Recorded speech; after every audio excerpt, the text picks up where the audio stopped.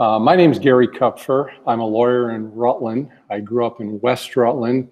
Don't shoot me, but I have a summer cottage on Lake Bomazene, and my parents did and my grandparents did, so I've spent my entire life summers on Lake Bomazene. We have similar problems on Lake Bomazene, but not the same problems. I was also the moderator in West Rutland for a number of years, and I've moderated a number of events. The purpose of tonight really is to get as much information out as possible. And the information really needs to come from the people with the expertise, and that's Jennifer Jones and the people from DEC. We would ask respectfully that both boards ask questions tonight, but not give opinions and not spend a lot of time with their own thoughts, and just get the questions out and let's get as much from the experts as we can. I think you've all seen the format tonight.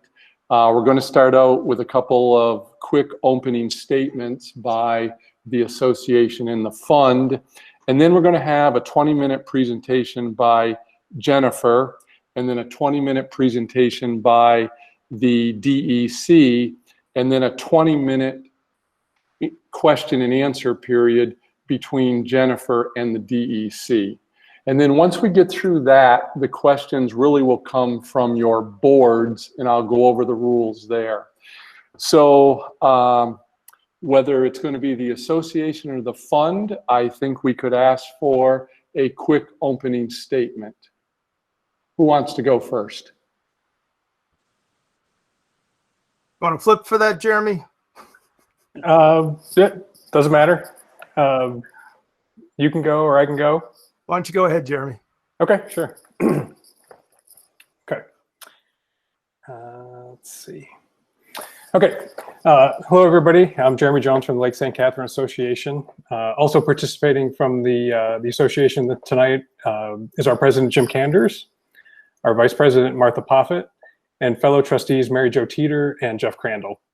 Our trustees have asked me to be the spokesperson for us this evening. The Lake St. Catherine Association is a Vermont not-for-profit 501c3 corporation organized on August 31st, 1953, and our mission is the preservation, protection, and maintenance of Lake St. Catherine. Each year, we fund and direct important lake-wide programs, which include invasive species control via our boat launch and state park greeter program, milfoil control, water testing, pollution and phosphorus mitigation, and water safety. As we begin, we'd like to thank the Lake St. Catherine Conservation Fund, Gary Kupfer for volunteering his services as moderator to facilitate this discussion, and our panelists for participating. I'd also like to personally thank Lake St. Catherine Conservation Fund board member Rick Newell for initially reaching out to us for the idea for this meeting. It's been great working with Rick to make this discussion happen. That work, along with recent communication between our two groups, has calmed some past animosity, and we hope that we will continue to work together at this meeting and beyond as we both advocate for what we think is best for the Little Lake. We'd also like to thank all of you out there in the lake community for taking the time to watch this recording of the important discussion about the milfoil and sediment issues in Little Lake. It's an excellent opportunity to inform you about the history and the past efforts and the potential future of Little Lake. As we look ahead to that future, we feel it's important to briefly summarize what's happened there over the past few years to set the stage for the discussion today. With the hope of reducing milfoil and sediment, in July of 2012, the Conservation Fund started an aeration test on the east side of the Little Lake. At this time, the Conservation Fund asked the association to not perform any future interventions in Little Lake so the experiment could take place, which we agreed to. About 6 weeks before that test system was turned on, the association performed our last treatment for milfoil in the Little Lake. Then in 2015, the aeration test was expanded to the west side of the Little Lake. And then in 2017, the fund began harvesting weeds with the mechanical harvesting machine. The aeration test concluded in the fall of 18 when the aeration permit expired and the system was turned off. In October of 2019, the Conservation Fund applied for 2 permits to expand the aeration system to cover the majority of Little Lake and introduce enzymes, a process called bioaugmentation. Based on the conditions in the Little Lake after the experiment, the DEC's report on aeration, and our own research into aeration results from other lakes, we are not convinced that aeration with bioaugmentation is a solution for milfoil or sediment reduction in the Little Lake. However, the association is here today with an open mind to listen, to learn, and to ask fair questions about lake interventions that have occurred and are being proposed for Little Lake. Some of our questions may seem adversarial, but they are not intended to be. We are asking these questions to get to the facts so that the best science-based solutions can be selected and implemented for the Little Lake to address its unique issues. We're looking forward to the 2 presentations from our panelists and the robust discussion that will follow. Our sincere hope is that this discussion will lead to the creation of a long-term, comprehensive watershed improvement plan for the whole of Lake St. Catherine, which will include addressing milfoil and sediment issues in the Little Lake. Thank you. Thank you, Jeremy.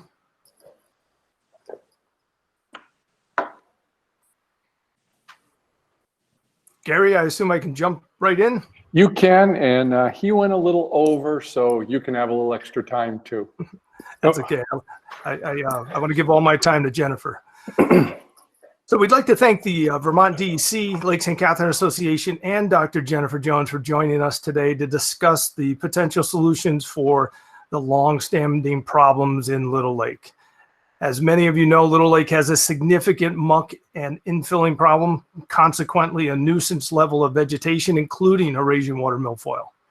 Over the past few years, this deterioration of Little Lake has significantly impacted not only navigation, but also the accustomed use of the lake for swimming, kayaking, sailing, etc., as well as the economic health of the town of Wells.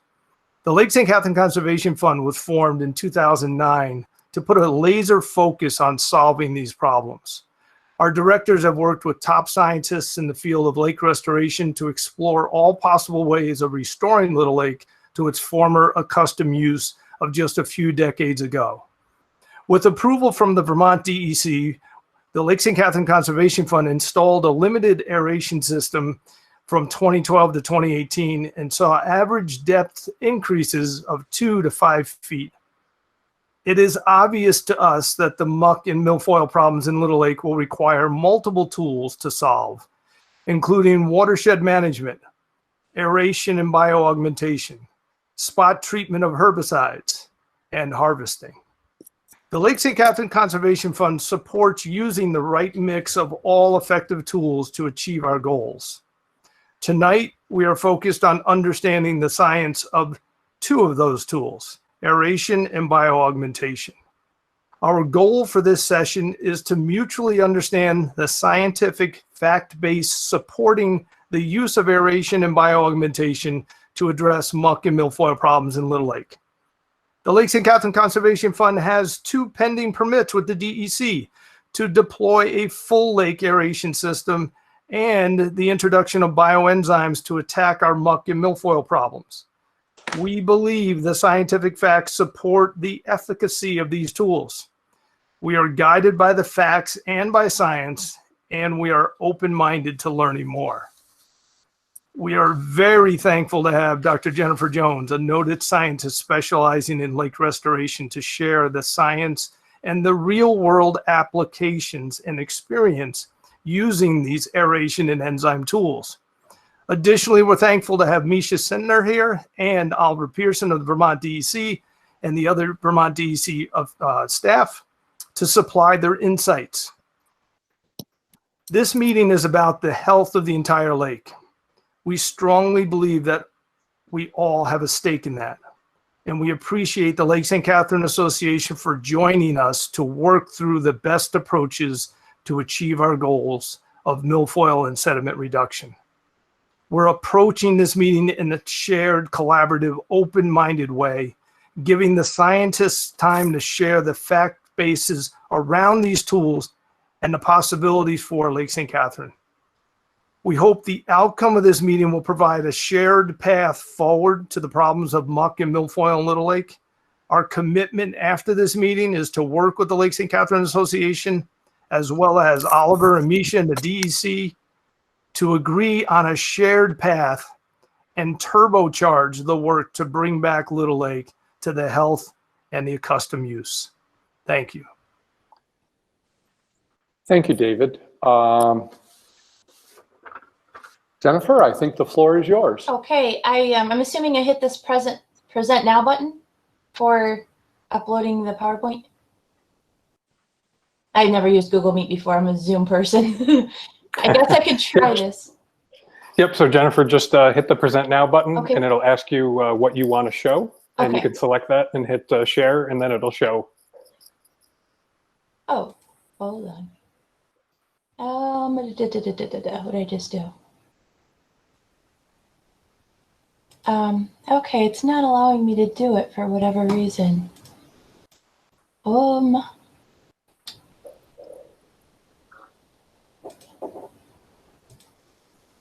That's interesting. Not sure. So what are you seeing? I can help you. It's actually showing everybody's faces for the share screen. It's not showing my PowerPoint. Okay, so when you hit present now, Okay. a little window comes up and it says you can say your entire screen or a window. Yes. So you probably want to say a window. Okay. Gotcha.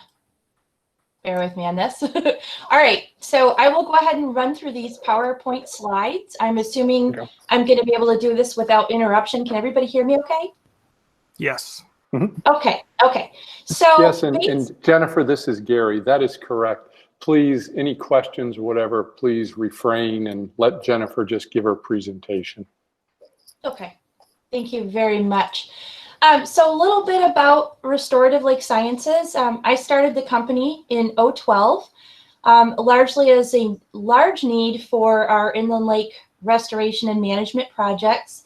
I have my doctorate from Michigan State University in water resource development / limnology. It was a big project. And have my bachelor's from Michigan Technological University and my master's from Grand Valley State University, all in Michigan. I have been involved in lake research since 1990 and have been practicing management since 1998, so quite some time. If you're interested, I can send you a complete CV that lists all of my awards, memberships, presentations, etc. We have managed over 150 lakes since 2012, and we still manage the majority of them. A lot of them are ongoing as some of these lakes were hypereutrophic and have significant ongoing issues. We are also involved in what we term long-term ecological research on numerous what we call laminar flow aeration or LFA lakes in Michigan. This particular technology is supported quite heavily by other scientists, and I'll get into that a little bit later. So just a brief overview of Little Lake. You all know a lot more about that lake than I do as far as being proximate to it and having a history with it. But based on my review of the information from the DEC and from the association, I concluded that basically it's a lake with a dam, and it's surrounded not entirely by wetlands, but it has a fair amount of wetlands. Typically, these environments tend to have a higher percentage of organic matter for their sediments, and sometimes that can cause issues with recreation and navigation with muck accumulation over time. The actual water column typically isn't very high in nutrients, so that leads us to think, given the observed luxurious growth of the rooted submerged aquatic vegetation, that the sediment nutrients are really the main impetus for the growth of the aquatic plants. Seki is usually pretty clear, so it's a clear water system that's very productive.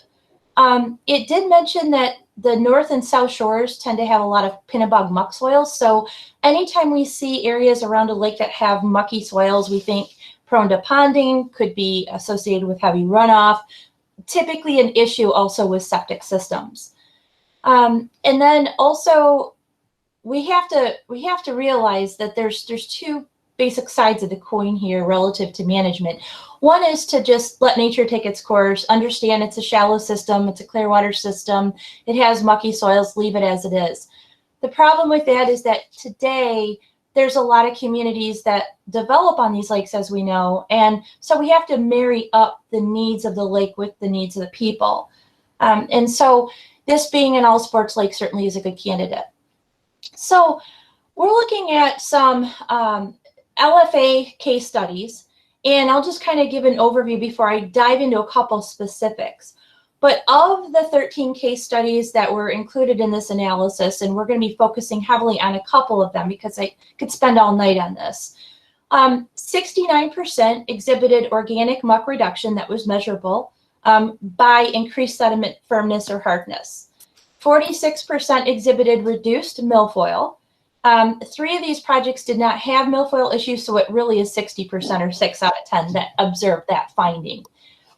A review of all of our reports to date, and we'll be going into a little bit of detail about that later on, about the requirements for these reports, has shown no increases in total suspended solids or TSS.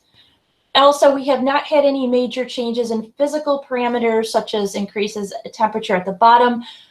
We tend to have cooler surface temperatures and slightly warmer bottom temperatures compared to lakes that are not destratified.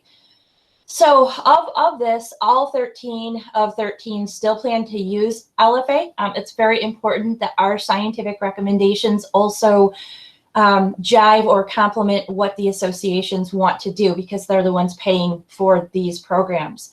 So fortunately, most of the lakes, or all the lakes that we're studying, actually want to continue with these with this technology. So looking at current Michigan lakes with LFA, I have a whole list here. A lot of them are in the southern part or the eastern part of our state. That tends to be the areas of the state with the most systems. A lot of these systems have been in for quite some time. So that allows us to have that LTER, that long-term ecological research data on these particular lakes. So what specifically is laminar flow aeration? Okay, it's very different than hypolimnetic, side stream supersaturation, downflow bubble contact, or diffused oxygen release. It's none of the above. And this is what I think has been widely misunderstood by many. It is moving air from a compressor through a self-sinking rubber hose to diffusers. Typically they're ceramic. And those bubbles are moving up through the water column and are pushing the water through the water column up to the surface, where it's oxygenated by the atmosphere and then downdrafted towards the sediments. So a lot of the scientific literature to date has been on some of these other technologies. It hasn't been specifically with a retrofitted LFA system. This retrofitting component is very important, because what it means is that specific calculations have gone into play for calculating the exact water volume of a lake and mixing ratios that are required. And so you don't know how many diffusers to add unless you have a very accurate bathymetric map. And only then can you make calculations for mixing the entire lake basin. This is extremely important. A lot of our research is showing that partial systems, or systems that do not have complete mixing, are not effective. So it's extremely important to have retrofitting and have the adequate number of diffusers, and also the correct spacing between diffusers. We also have learned that the closer the diffusers are to the sediment layer, the more likely the downdrafting is going to get into the sediment pore water layer. If we have movement that's far above the surface of the sediment, we're not going to have that displacement all the way into the sediment pore water layer. That is not going to bring about any sediment changes. So technologies that are looking at platform diffusers that are a foot or two off the bottom, or ones that are suspended from the surface, or solar B units, are not really affecting that sediment pore water layer like laminar flow is. And that's one of the reasons I think that we're seeing differences with respect to muck reduction, and in some cases milfoil reduction, relative to these other technologies. We've also acknowledged that, and Lake Carmi is a perfect example, that this technology also has other applications. All aeration will increase dissolved oxygen, so this one is no different. And it also will decrease the cyanobacteria, and we've seen that on many of our other lakes as well. Just to give you a visual for what I was just discussing, this diagram pretty much sums it up. This is a single diffuser just showing a general convectional current that would occur with this type of technology. So let's dive into a little bit of the data. Okay. I was asked to focus on 2 major issues that Little Lake is facing. I'm sure there's other things. We are going to talk a little bit later about integrated management. I am by no means saying that aeration and bioaugmentation are the only thing for Little Lake. As a matter of fact, quite the opposite. It's a tool. It's another tool that is available for Little Lake to use. Also, my company doesn't have any association whatsoever with Clean Flow or any aeration companies. We're completely independent and objective. So this data that I will be presenting here now is solely property of Restorative Lake Sciences. I take full responsibility for the data and the information, and I'm very happy to share it with you. So looking at Sherman Lake, this is one of the lakes that was listed earlier back in Kalamazoo County, which is in the southwestern part of our state. If we look at the 2013 bottom hardness scan, and this is all using the bio-based technology, we see that there's a lot of beige color, and that beige color is very soft, highly organic sediment. In 5 years since that system's been put in place, we've had a lot more consolidation. So we can see the orange, the dark reds, the lighter orange color. It's going to take a while to make a lot more gain as far as reducing this sediment organic matter. But we have obviously made measurable change. The good thing is that this can be quantified. So we don't just rely on visuals. What this algorithm can do is actually digitize all of the bottom of the lake by area and generate a table that shows how these areas are, how the relative bottom firmness areas are changing. So for example, we've already seen that we have a lot more consolidation. Back in 2013, 2015, our two softest categories, that would be the 0 to 0.15 and the 0.15 to 0.25, occupied most of the lake bottom. Today, we find that the higher percentages are in the more firm categories, and that's what we would expect, right? So we have evidence that this technology, when it's correctly retrofitted, can in fact consolidate the bottom sediments.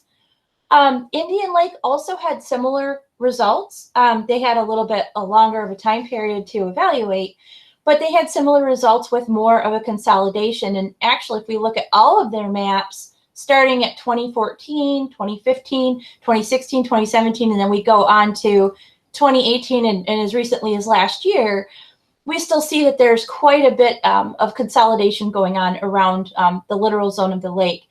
This has resulted in a couple different things. One, obviously less muck. There's been less suspension of the sediments. So even though our TSSs have been very low, our clarity has gone up. And that has been favorable for the lake. When we look at milfoil trends, this is interesting. Sherman Lake, before the aeration program began, had a lot of acres of milfoil. And in fact, that was part of the problem, because for a lake that's less than 200 acres in size compared to Indian Lake, which is roughly 500 acres, a large part of the littoral zone was covered with milfoil. And what would happen is after the milfoil treatments took place, the milfoil would try to decay and fall to the bottom, but there was no oxygen at the bottom to break it down. So a lot of it would float to the surface and basically become a large pool of scum. The residents were dismayed. They couldn't use the lake. It was almost as bad as having milfoil fragments everywhere. So at that point, we decided to enrich the lake with 10 at the time. The lake, whole lake aeration began in roughly 2012. Then we started to see a pretty steep decline in the milfoil, and this is without big treatments. There was, small acreages every year compared to what existed previously. So the question I have as a scientist is, what's the mechanism for this? If we're seeing, and so far, this is one lake, we're going to discuss another one here with Indian Lake shortly, but we have two lakes that have this response where the milfoil dropped out of the water column pretty quickly after LFA began. And we're seeing evidence, based on what we just saw in the presentation, that we're getting into that sediment pore water layer. So if we're affecting the sediments, what are we affecting in the sediment that's possibly leading to changes in milfoil? And my theory on that is ammonia. It's sedimentary ammonia. I do have a paper I'm working on right now with Dr. Alex Horn, a very respected scientist, retired from UC Berkeley. And Dr. Horn was at a meeting in November, if you recall, from the NELMS conference. And he actually has a publication coming out on aeration and fisheries enhancement. that was just literally reviewed a couple weeks ago. So that particular paper is certainly going to be an asset, but I'm working with him on this ammonia reduction because he has seen similar trends in some of his California lakes. If we look at the Indian Lake milfoil, the same thing. They started off with slightly over 100 acres of milfoil, and then after the LFA began, it started to really climb downwards. So there was hardly any treatment needed for a couple of years. What we discovered slightly into their program was that they were getting a lot of nutrient inputs from their inlet. And so we recommended to their association that they install inlet filters, basically biologically activated charcoal that would absorb the phosphorus that was coming into the lake, and it would reduce the total pool of nutrients available for the vegetation. When that was put in, and I think that was put in around the same time LFA was, they were synergistically working together. We were getting very minimum growth as we were after the LFA began. When we had, unfortunately, the state wanted the inlet filter removed because they categorized the inlet as a stream and not a drain. And so they're regulated quite differently in Michigan. Since that filter has been removed, we've had a lot more nutrients come into the lake. Our water column nutrients have gone up, and our milfoil is coming back. The aeration system is doing a decent job of keeping up with that, but we do think that in lakes that have tributary or inlet contributions, that has to be addressed as well. So that's one of the reasons why, and I'm getting ahead of myself, I'm going to be recommending an integrated management program for Little Lake, because it really has to look at the watershed as well as what's going on in the basin. Aquatic vegetation biovolume. This is more evidence. We look at 2013, 2018 for Sherman Lake. Back in 2013, they had a lot of milfoil. These dark red areas were all canopied milfoil. They had a lot of milfoil that had not quite emerged, but it was all over the littoral zone. Now we see a lot more blue color, so a lot more area of the lake that either has low growing vegetation that's green or no vegetation, and we are able to quantify that with these tables. So again, there's evidence that we're getting into this sediment pore water layer. Another one that I just threw in here because I think it's interesting and it does really support what's going on at Lake Carmi is that there's also been a lot of evidence on our projects that we're shifting these algal communities. So back in the beginning when aeration started with Indian Lakes Basin, we had a large amount of cyanophyta, so in other words, a blue-green algae, and very minimal diatoms. And now that community has pretty much, I don't want to say completely reversed because we still have a lot of green algae, but we have a lot more diatoms than we did before, and very small amounts of blue-green algae. So that is certainly another interesting aspect of the LFA relative to nutrient reduction. So what are our recommendations? Our recommendations are integrated lake management. In other words, use LFA for mop reduction. Use systemic herbicides for milfoil control. Consider harvesting as long as the milfoil fragments have been deactivated by a contact herbicide like diquat or a systemic herbicide. It's really important to educate all the riparians on the proper shoreline management, increase soft shorelines, proper shoreline uses, best management practices, also proper septic tank and drain field maintenance. We believe that objective independent evaluation of all management activities is needed to determine the complete efficacy. In other words, you shouldn't have an applicator, herbicide applicator, analyzing their work. You shouldn't have an aeration company that's installed the system analyzing their work. You should have it done by an independent scientific firm. Looking at what our state requires, this is not a technology that I'm allowed as a lake manager to run rogue with.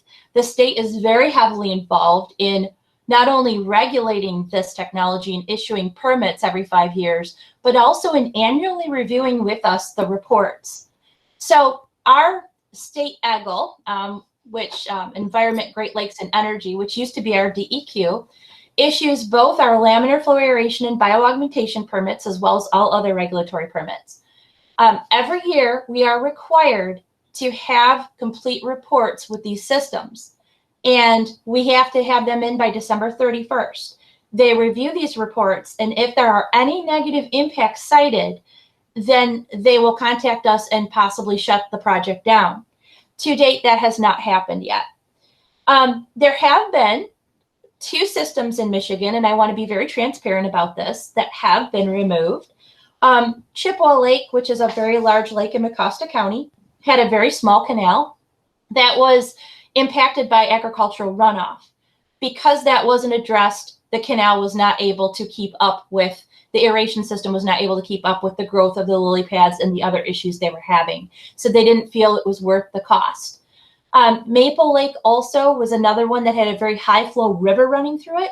And it was such a high flow that it actually, they had a dam breach that basically sent an entire retention pond into the lake and buried a lot of the diffusers. So they couldn't afford to fix both the retention pond and have the LFA system continue. But the LFA system did struggle given that there was a high flow through in that lake.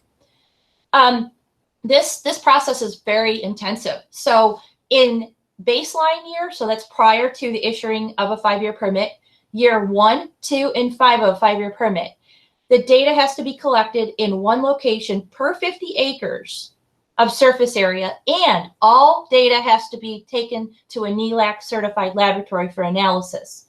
So that is excellent from a QA/QC perspective. It keeps us very independent as well. Physical parameters that are collected include water temperature, DO, dissolved oxygen, pH, specific conductivity, Secchi transparency, and then we have total suspended solids, sediment, organic matter, and particle size. So they're actually wanting us to look at not just the sediment organic matter percentage, but how are the particle sizes changing based on this consolidation that we're observing. Biological parameters as well, so chemical, I should say. Total phosphorus, we've got orthophosphorus, total inorganic nitrogen broken down into the components of ammonia, nitrate, and nitrogen, or nitrate and nitrite, total Caldol nitrogen, chlorophyll A, and then also the phytoplankton community composition in the zooplankton. They also require whole lake benthic scans every year of sediment hardness and biovolume in comparisons to previous years. These reports are due, as I said, at the end of the year. Bioaugmentation, different permitting, Rule 97, but this is something that's widely used in many states. Our state allows for non-pathogenic strains only. And they have Jennifer, Gary Kupfer, you're at about 20 minutes, so okay. Why don't we see if we can kind of wrap this up? Sure, absolutely. Thank you. So feel free to contact me if you need any more information on bioaugmentation. So summary, and I will just say that the next 2 slides you can read on your own, but they are peer-reviewed research citations from technology similar to this and improvements in water quality. And also there is a paper cited in there about milfoil reduction with microbe application. So basically, LFA is different from other forms of aeration that have been, I think, evaluated by the DEC and by others. It has been safely shown to reduce organic muck and milfoil in some cases, as well as increase clarity and favorable changes in algal community composition. It is just, again, one tool that may help Little Lake. I'll leave it at that. Thank you, Jennifer. Members of the DEC, you now have 20 minutes to present what you would like on these issues. And I don't know if you designated one person or if it will be a collaborative effort, but as I say, the floor is yours. All right, thank you. Yeah, so I will be, I'll be giving the presentation. And I was invited to this meeting along with others from the DEC to give a presentation on that 2019 aeration report that DEC produced. So I will go in a little into detail into that, the results of that paper, as well as going into the issues that we are discussing about sedimentation, Eurasian water milfoil, and generally just try to get the discussion going around just problem identification and just really how to identify appropriate management tools for specific problems. So let me see, share window.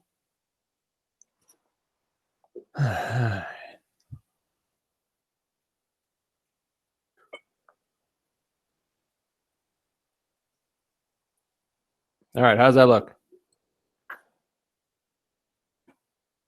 Everybody see that? It's a little small, Misha. Yeah. You could probably make your window bigger. I have another window open of notes. So let's see if I can do that. All right, I will try to zoom in. Yeah, that's good. Better? All right, I'll bear with me because I may be switching between various screens on my screen. So, all right, so introductions. Myself, Misha Setner. I'm with the Vermont DEC Lakes and Ponds regulatory team. I oversee that team. In addition, I take the lead on aquatic nuisance control permitting. And I work with Laura DeLugalecki, who is the regional permit analyst for lake encroachment and shoreline development. And we're also joined by Oliver Pearson, he's the new Lakes and Ponds program manager. We've had him for coming on a year now. So really happy to have Oliver on board. And then Zapata Courage, she's with the wetlands program, and she's the regional wetlands ecologist and has been working with us on the Little Lake issues for quite some time now. So what we do and how we work with you overall, the Watershed Management Division within DEC really tries to work in close collaboration with local partners to achieve the division's goal of protecting, maintaining, enhancing, and restoring the quality of Vermont surface waters. We help to provide comprehensive management of our lakes, wetlands, and rivers through science-based management decisions. In addition to providing guidance and direction to local partners on science-based management decisions, the DEC has various grant programs to help fund our local partners to implement these projects to meet our goals, such as the Aquatic Nuisance Control Grant and Aid Program, which I'm pretty sure both associations have received grants for various projects in all of Lake St. Catherine and Little Lake.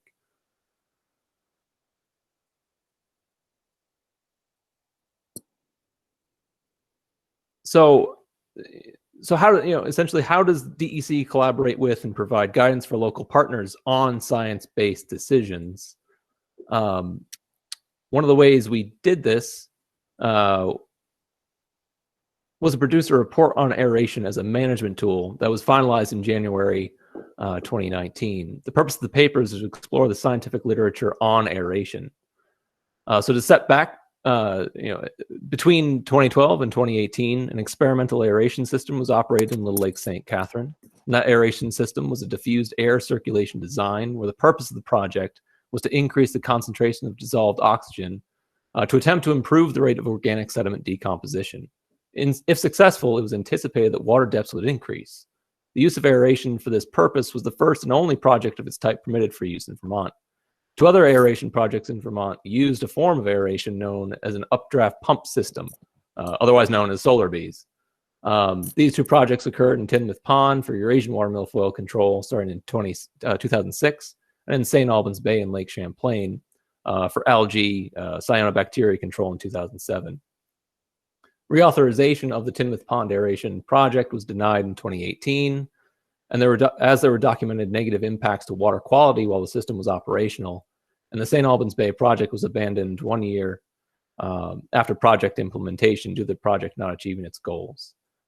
So why did the DEC produce this report when it did?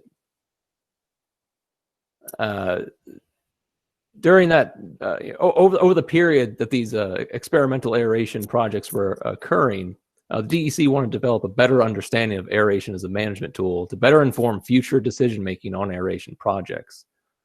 Guides like this one pictured here from the University of Florida was published in 2017 and contains a general warning about how to proceed with managing muck. I'd really encourage folks to read this. It is quite interesting. It's produced from the University of Florida. In addition, there are other publications came out, guides like this one here. Do you want something that works? This came out in 2015. This is by Dick Osgood. He has CLM next to his name. It's a certified lake manager, and that's I believe that's a program through NALMS, the North American Lake Management Society. Generally, this guide that he created, and it goes through various management tools and their applicability for various management issues.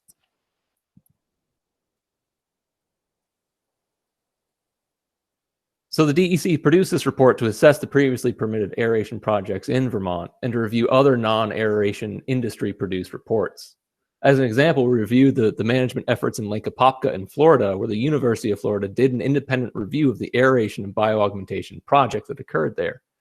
Based on the available scientific literature and non-aeration industry-produced reports, aeration is a specific management tool, but it's not a cure-all, and its use isn't always appropriate for every management scenario.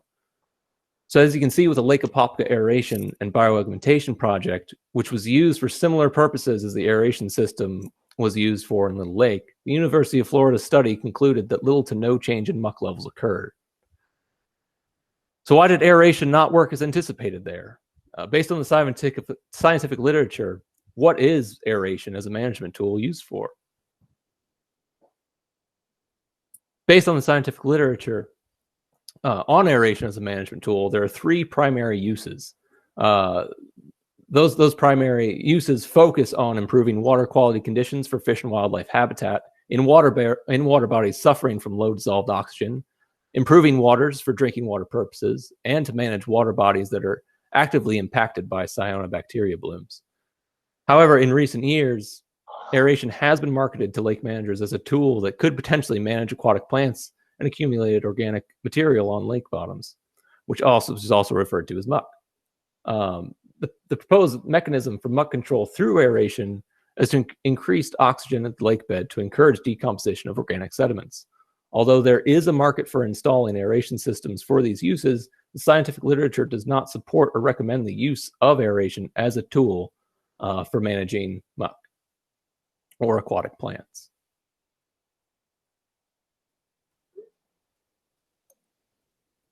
So let's jump over to Lake Carmi. This water body does not meet Vermont water quality standards. It's impaired for organic enrichment and phosphorus. These impairments have resulted in severe and frequent cyanobacteria blooms in recent years. And in 2019, a whole lake aeration system was installed in Lake Carmi as a tool to manage cyanobacteria blooms to reduce the intensity and frequency of those blooms. So why was an aeration system installed in Lake Carmi?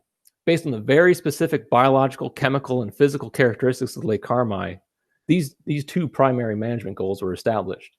As you can see, that's to prevent oxygen depletion near the lake bottom sediments, as well as creating physical conditions that reduces the frequency and intensity of cyanobacteria blooms. So how are those goals established, and why is aeration an appropriate management tool in Lake Carmi? It all comes down to very specific problem identification tailored to that lake. The water quality impairments on Lake Carmi are well studied, and the mechanisms of how aeration work as a management tool to address dissolved oxygen and cyanobacteria blooms are known. So currently, the aeration system is working in Lake Carmi to address those specific water quality impairments. And it's just bubbles, right? Aeration is a tool, but like all tools, there are limitations, and certain tools may not be appropriate for certain problems. While adverse impacts from aeration may not be visually obvious, it is known that aeration can alter the biological, chemical, and physical integrity of a water body, which then impact the overall natural ecological integrity of that water body. The Lake Carmi aeration system went through a rigorous design phase that incorporated very specific technical parameters to ensure the project would achieve its goals through known mechanisms, while also avoiding these known adverse impacts to the greatest extent possible. So pulling back to how whole lake aeration was identified as an appropriate management tool in Lake Carmi, the following steps had to be followed. The problem in Lake Carmi was identified first, and various management tools, including various forms of aeration, were investigated to determine which tools were most appropriate to address the problem. So overall, how does this interact with the situation on the lake? Unlike Lake Carmi, Little Lake meets Vermont water quality standards and is a clear water system that is dominated by aquatic plants, as opposed to it being turbid water dominated by algae and cyanobacteria. Wetlands are also a huge aspect of Little Lake. projects in and around the lake need to take their presence into consideration and how various project types may interact with wetlands and the Vermont wetland rules. As you can see from this map, wetlands form a significant portion of the shoreline of Little Lake, where some of the wetland types are excellent examples of rare and uncommon peatland natural communities in the state. Overall, wetlands are typically locations with dense plant growth and oxygen-depleted soils. So the primary issues of concern for Little Lake have been identified as increasing Eurasian water milfoil populations and sedimentation. So beginning in 2012, an aeration system was put into operation in Little Lake to address sedimentation. So as previously stated, the purpose of the project was to increase the concentration of dissolved oxygen to attempt to improve the rate of organic sediment decomposition. The project was operated from 2012 until 2018, when authorization to operate the system expired. Going back to the records of Little Lake, starting from the 1960s, Little Lake has consistently been described and measured as a shallow water body dominated by aquatic plants with maximum depths extending to around 7 feet. Based on assessing pre- and post-aeration system depth maps, the depth of Little Lake has remained relatively constant. Surveying has also shown that significant lake-wide shallowing or sedimentation has not occurred either. However, we are aware of areas of localized sedimentation where the DEC has worked with the Conservation Fund on permitting a dredging project. So while there's a theoretical mechanism for how aeration could increase the rate of decomposition of organic sediments, obtaining those desired results in a natural system has shown to not be a practical or feasible outcome for management efforts. In addition, over that period, while the aeration system was in operation, Eurasian water milfoil populations increased in Little Lake, while they remained relatively constant over that same period in the main basin. So here you can see the graph of the frequency of occurrence of Eurasian water milfoil in Little Lake, and I put those two bars in just as a general guide to say, all right, the time between 2012 and 2018, that was when the aeration system was in operation. As you can see, it's an increasing trend. And here in this is the same map. Methodology was the same to produce these results, and this was the main basin of Lake St. Catherine, the EWM population.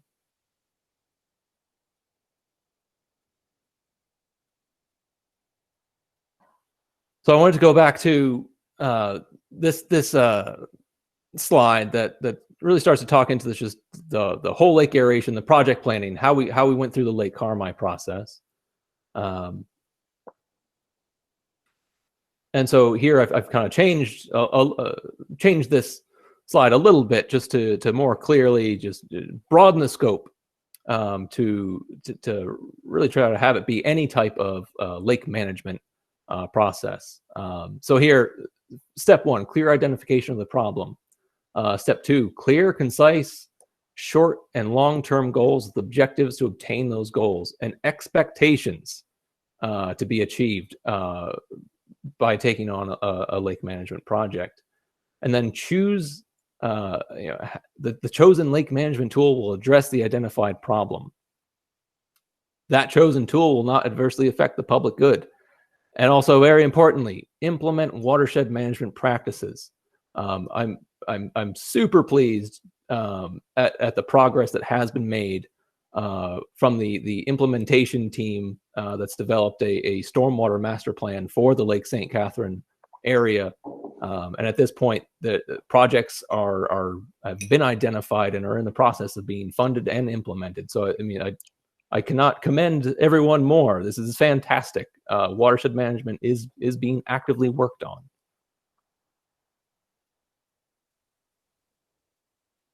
So overall, you need to start out by having a clear identification of the problem. This is often done through various forms of surveying. This step of project planning must be done first to allow one to assess the various options that could be used to address that problem. This helps prevent having a tool first and then trying to identify the problem.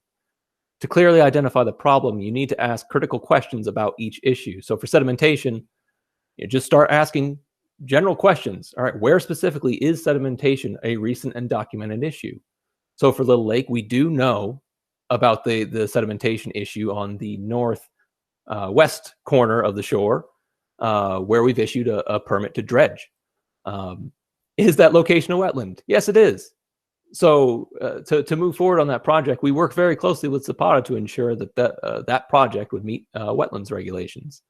And then what's causing the documented sedimentation? So for that implementation team, we've actually identified a culvert on land above that location as being a source of sediment, and it's a high priority to fix. So then for Eurasian water milfoil, where specifically are Eurasian water milfoil populations problematic? Based on a previous slide showing the Eurasian water milfoil population, it's pretty much all over Little Lake. I've been on Little Lake many times, and it's the population has been increasing. Is that location in a wetland? The other slide showing the wetlands types around Little Lake, there are significant wetlands around Little Lake. And so what's caused this recent documented increase in Eurasian water milfoil populations?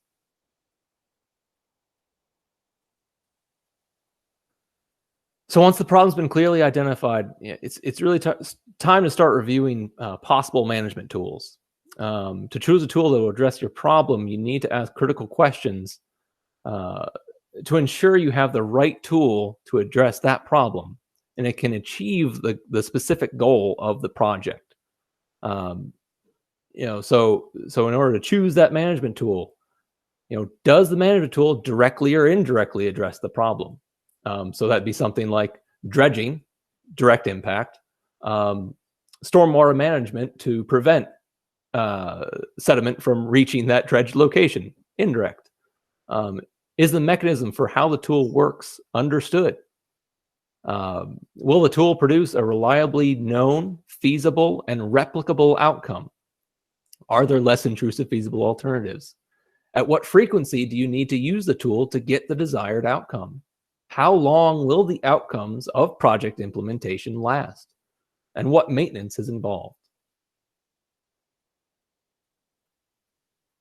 So in summary, Little Lake and all of Lake St. Catherine, it's an absolutely fantastic body of water that has a rich variety of species, good water quality, and unique natural communities along its shores.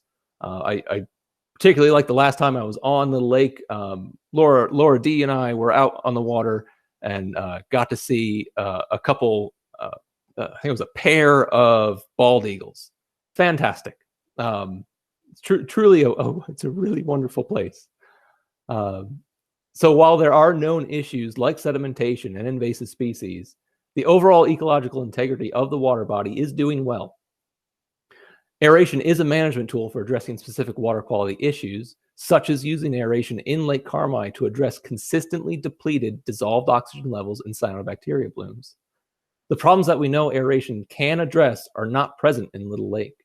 There are other known, reliable, and predictable management tools that can be used to address issues of sedimentation and Eurasian water milfoil, such as dredging, harvesting, and the targeted use of spot treatment herbicide. So that is my presentation. And congratulations, you're the first one that complied with the time rules tonight. Woo! You were right about 20 minutes. Thank you. Awesome. Thank you. I think what we're going to do, if you don't mind, we're going to take a short break for about a couple minutes or whatever, and then we'll return. And the next part of this is going to be questions between the DEC and Jennifer. And I think we'll start with Jennifer asking the DEC. And I don't know, Misha, have you been designated the person to ask questions to, or will it depend on what the question is? Yeah, it's going to depend on what the question is. I've got a couple questions, and I know Zapata also has a couple questions that are specifically related to wetlands.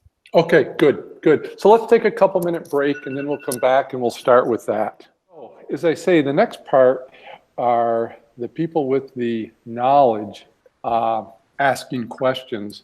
And as I say, I think Jennifer will start with you.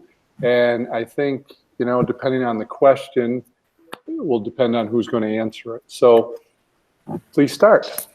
Okay, sure. Thank you. Can everybody hear me okay? Could we just do a roll call here to make sure people are on? Dave Emmons, are you on? I'm here. Okay. And Bob Short, you're on? You're on mute. I guess we're all on. Misha's on, obviously. I just wanted to make sure we're all here before we start. So I just had a couple questions. One, the slide that was involving Lake Apopka. Lake Apopka, I'm not sure if you're aware of this, is very hypereutrophic. And comparing that result to what we would expect in Little Lake is very different. In my opinion, in my scientific opinion, that's apples to oranges, because Lake Apopka, being hypereutrophic, didn't have a high probability of success from the get-go with aeration working in it. The other thing is that it's a 33,000 acre lake, and they chose to only experiment with a couple 100-acre area. And so you have a lot of fetch and influence on that area that didn't really give it a good chance for evaluation. So I would probably not have used that as an example. I'm not trying to be too critical, but I do think that that really is entirely different than the situation at Little Lake. I was just asked to give a summary of the aeration report, which Lake Apopka is. Okay. No, it's a good summary. I'm just saying that it's way different than the situation. No, I know, and that is a big takeaway. Aeration is a very specific management tool, right? And its use in various water bodies has to be very specifically tailored to that water body for that specific problem.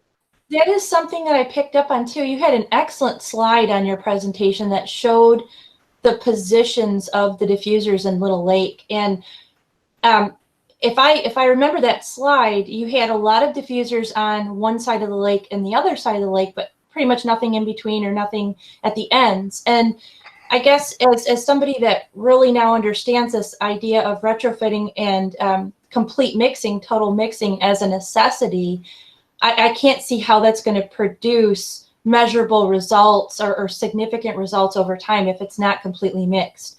So I think any evaluations done to date, and I don't mean to minimize the efforts by the Little Lake Association in evaluating the current system, because maybe they have measured reductions in the overall sediment loss. But I do think that unless you aerate a whole basin and you're doing it in a retrofitted manner, which is taking into account all of the calculations for water volume and bathymetry, you really don't have an accurate idea of how it's working.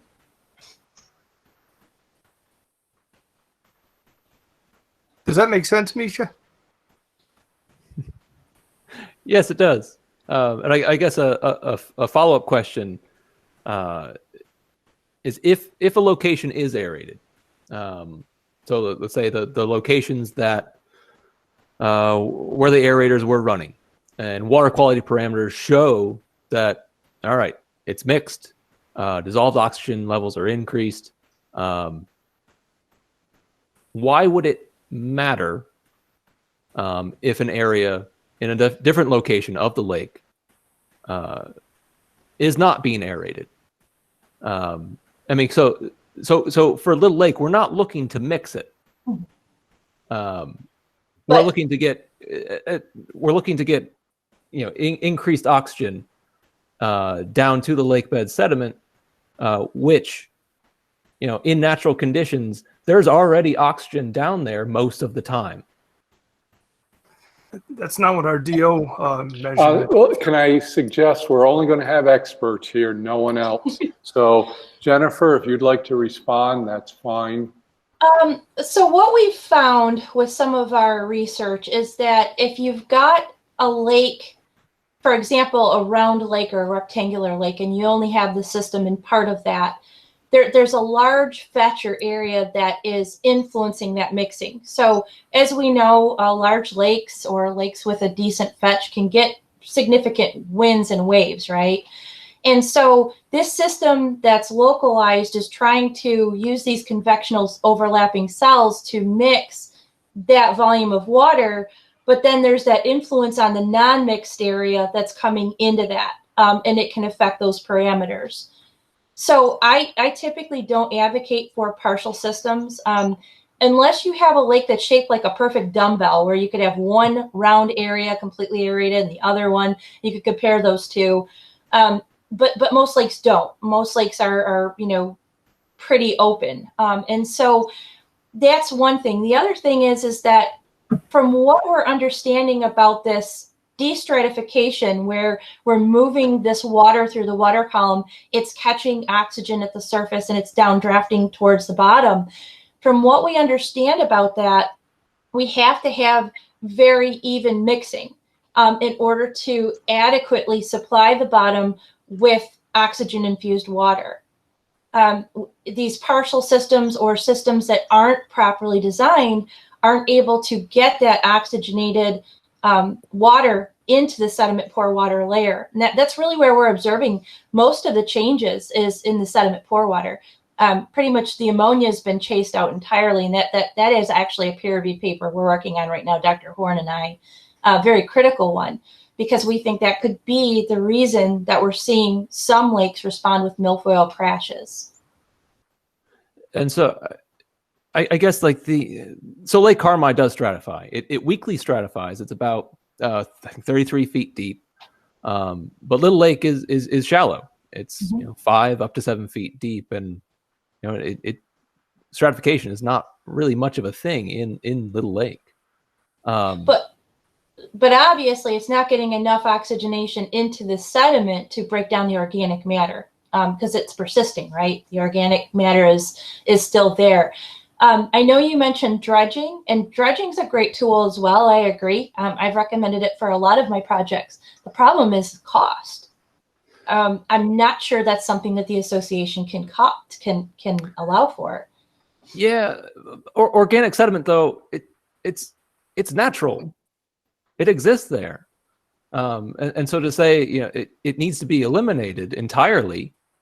That it's just an absolute problem. Like most of the lakes we have, all in throughout Vermont, it's all very organic. Yeah, I mean, I don't think that they're saying entirely eliminate it, because I think they understand that's just not possible. But I think what they're looking for is a balance between what could be safely reduced using this technology and what Mother Nature wants to have, right? I mean, obviously, we don't want to strip down to bedrock. That would not be good for the system anyway. But I think they're looking to consolidate the bottom sediments a bit, like what we saw on those maps, and to reduce some of the organic matter. Zapata, would you like to ask a question? If I can get myself off mute. Hi, Jennifer. Hi. My name says Kelly Bixby. That's not true. My computer is playing tricks on all of us.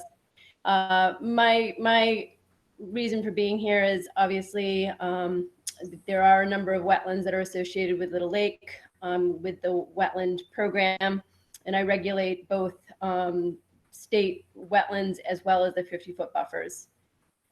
And my question to you is, have any of your case studies included water bodies that contain wetlands and wetlands that would be in proximity to the implementation of your augmentation and or aeration? Absolutely, great question. So Sherman Lake has a pretty significantly sized wetland on the west side of the lake. You know, I don't know the exact acreage of the wetland, but I'm going to estimate probably about 50 to 60 acres, pretty good size. And Indian Lake also has wetland north of the inlet that's basically draining into the lake. And that wetland's a fairly good size as well. I'm going to say anywhere between 50 and 100 acres. And what are their natural community types? Typically mixed. Are you referring to the woody vegetation or the shrubs? There's a lot of red osier, dogwood, maples, buttonbush, those kind of communities. So I guess one of my two primary questions that would be more specific to Little Lake is that the northern area is containing a bog and fen community, which by definition is a community that is formed upon a peat organic layer. And in this area, it's up to 16 feet deep. It is a floating bog and fen.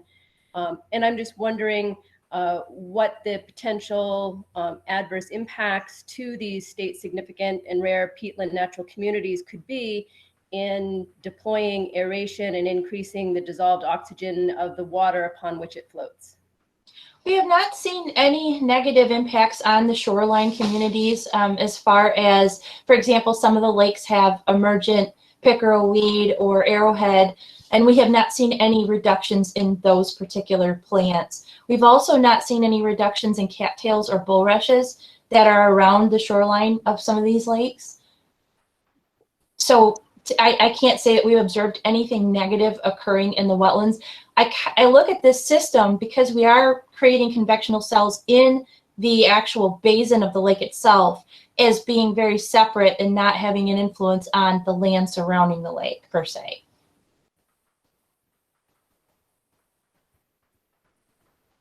And one of the slides that you provided, I forget the number, one of the reasons for deploying aeration is to reduce nuisance aquatic vegetation, not specific necessarily to milfoil.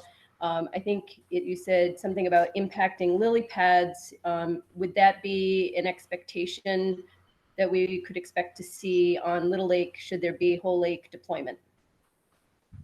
Yeah, so we have witnessed some reductions in lily pad communities with the aeration system because it does decrease the organic muck, and obviously the rhizomes that the lily pads have are anchored in that organic matter. So we have had some reductions. I think you're referring to the Chippewa Lake project with the canal. That was, the association had wanted to try aeration as a tool for reducing the lily pads there. I was very skeptical about that from the get-go. It was more them wanting to try it versus my recommendation. And I was not surprised when it wasn't quite performing what they wanted it to do, especially given the agriculture inputs coming into the canal directly. And so from the standpoint of whole lake deployment, and excuse me, I guess I missed out on the bioaugmentation and how that may integrate with the whole lake aeration deployment, and how they would be interacting and or enhancing the impacts of what you would be expecting for sediment reduction and or nuisance aquatic vegetation control. But what might be the expected direct or indirect or even long-term cumulative impacts on the wetland communities, which are composed of lily pad dominant systems to the bog and fen floating communities that are upon peat, organic matter, upon and within the water column? So that's an excellent question. What I would do if I was actually issuing a permit for this technology or regulating it is I would ask that the system be designed to have minimal impacts to shoreline vegetation, and that would include floating leaf vegetation like lily pads. I know these systems can be designed to mix the main body of the water, but not necessarily impact the areas directly on shore. And so I guess my last question then, and I'll turn it back to Misha and Laura, would be, as I'm piecing this together and trying to understand how the systems are meant to work, on one hand, it says, I'm hearing you have to do full lake deployment based on calculation of volume, specifically designed according to the water body. But at the same time, I'm also hearing that we can take into consideration areas where we might not be able to deploy because of wetland presence, and consequently we would be making our systems smaller than what would otherwise be used for maximum efficiency. In which case, would we be meeting the objective of the goal for the entire lake at that point? Yeah, I could give you really good information on Cedar Lake in Livingston County. That's another lake that we've been involved in monitoring for quite some time, and that's actually by the same installer that installed the Lake St. Catherine system. That lake is bordered almost entirely by wetland. Half of it's developed, the other more than half of it is wetland. And that lake has a very large quantity of lily pads around most of the shoreline. We have to date, in the 5 years that aeration system's been running, have not seen any measurable reductions in the lily pads on that lake. Okay, thank you. Jennifer, do you have any questions of the DEC? They've asked quite a few of you. Oh, yeah. Let me think. Oh, yeah, I was kind of curious. There was a statement about the aquatic literature saying that aeration is not recommended. Again, I think we have to really differentiate between the different types of aeration that are out there. Most of the papers that are out there have been the 4 different types of aeration that LFA is not, like the side bubble and the hypoluminetic. And I agree, those technologies are not suitable for affecting the sediment, pore water, nutrients, and ultimately the rooted aquatic vegetation growth. I am hurrying to get publications out. The tough part for me is that because we're involved in managing and restoring so many lakes, I am out most of the time, and when I'm not out, I'm preparing reports. So I'm hoping to free up more of my time to get some of these papers out, because I do think that what we're seeing is very important. It's a very important contribution to the lake management group.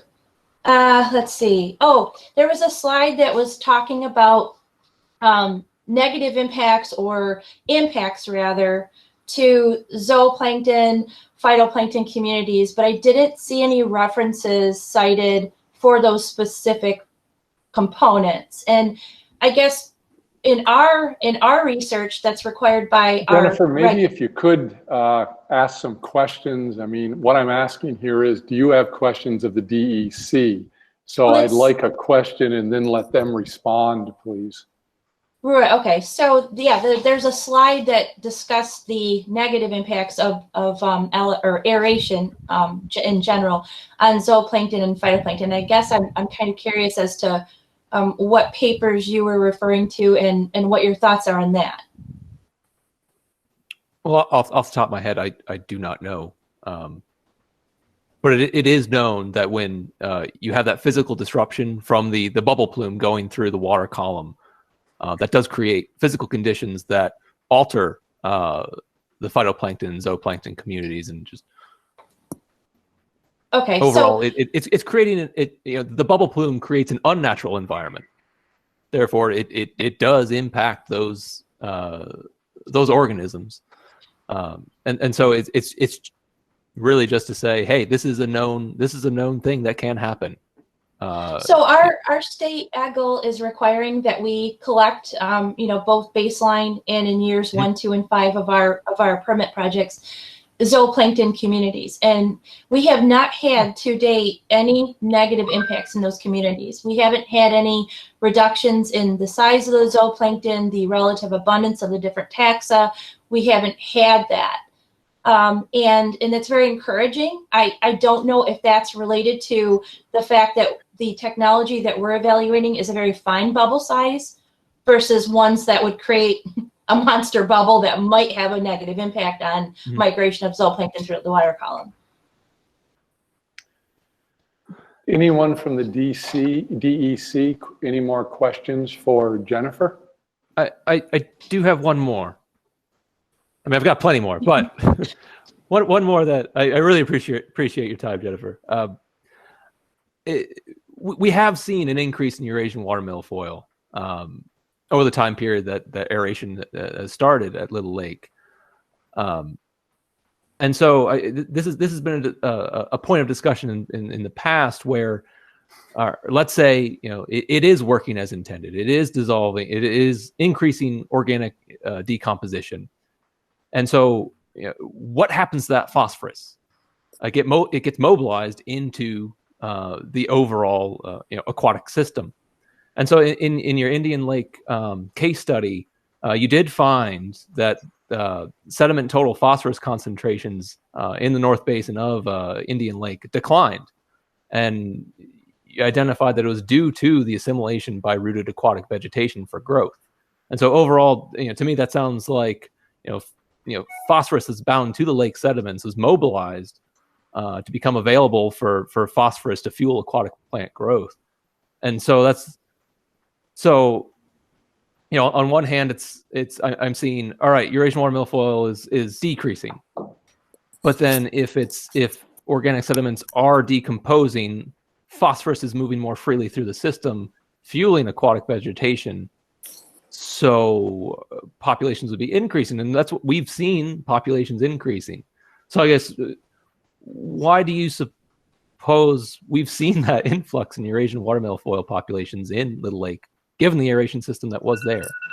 Well, I think historically in the scientific literature, phosphorus is really kind of stolen the show as far as uptake. And what we're learning is that sedimentary ammonia may be a very important part of this equation. And that's one of the reasons why, what I've started recommending is measuring that sediment ammonia as a baseline. And then after aeration, has started to take place, also measuring that, because if we see a drop in the sedimentary ammonia and a drop in the milfoil, that kind of goes hand in hand. The milfoil loves sedimentary ammonia in the pore water. It's an excellent, better food resource than phosphorus, is what we're finding. And that's why Alex and I are working on that paper, because we're looking at, we've already been able to show in our data that, yep, aeration does decrease sedimentary ammonia for sure. That's a given. He found that out west. I found that here in Michigan.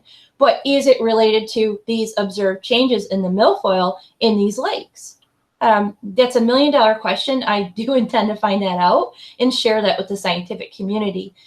This is by no means, I'm not saying that this is a perfect technology. It's not. We're still learning a lot about this. But I do think, given the unique request by the association to use different tools, if they can't use dredging because of cost, what other tools can they use? I just don't think that there's, as a scientist, as a lake restoration professional, I don't think that there's any negative impacts that we would expect from the system on the lake. Folks, we're at about the time. I think this is an excellent discussion. So unless there's an objection, I think we'll probably increase this for 10 minutes, because I think a lot of good information is coming out of this. And I think, Misha, you said you had a couple other questions, and then Jennifer, if you do, why don't we do that, and then we'll kind of wrap this up. But I think this is going very well. But we also don't really know, and this kind of segues into Misha's recent question. We also don't know what happens to the phosphorus. How much of it stays adsorbed to particles in the sediment, how much of it gets translocated to biomass that, rooted vegetation. That's really something that that's another whole paper. Fascinating. Misha, did you have any more questions, or anyone else from the DEC? Zapata does, if nobody else does. Go for it, Zapata. Big fee. I am not a limnologist, and I'm not about to pretend that I know how all of these systems work as open bodies of water. And so when we start talking about aeration and increasing dissolved oxygen, intuitively that makes sense. I think a kindergartner can understand that equation. But at what point then, we start talking about phosphorus, and phosphorus gets released. Jennifer, you're talking about ammonia. So what is happening to that ammonia that is currently locked within the sediments? Is that becoming mobile? Is that become part of the water column? Do we end up seeing a change in the pH level within the water? Sort of what it would be in layman's terms, 3-minute summary. What are some of the chemical changes we would expect to see with the increased dissolved oxygen being introduced to the water body? So in general, if we have an increased dissolved oxygen, or oxygen in general, we have a decrease in ammonia. And so we see this transition from ammonia nitrogen to nitrite, or nitrate to nitrite, and then N2 gas. That's basically the nitrification formula. So the N2 gas gets released, into the atmosphere from the lake upon this breakdown from the sedimentary ammonia. We have not seen any changes in pH. Obviously, it changes by the day. It changes, within a 24-hour period pretty sharply for most lakes, especially productive lakes like this one. But we haven't seen any long-term shifts in pH, not even half of a standard unit.